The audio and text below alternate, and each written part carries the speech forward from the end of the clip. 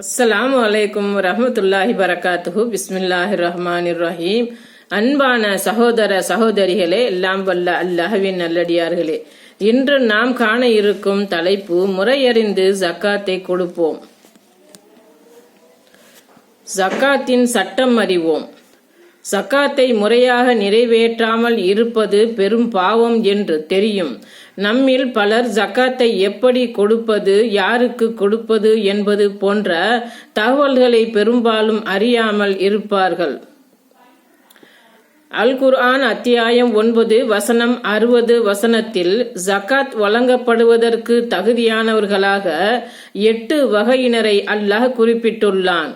அவர்களில் 1 யாசிப்பவர்கள், 2 ஏழைகள், 3 ஜக்காத்தை வசூல் செய்பவர்கள், 4 உள்ளங்கள் ஈர்க்கப்பட வேண்டியவர்கள், 5 அடிமைகளை விடுதலை செய்வதற்கு, 6 கடன்பட்டவர்கள், 7 அல்லாஹ்வின் பாதையில் செலவிடுதல், 8 நாடோடிகள் ஆகியோர் ஆவார்கள்.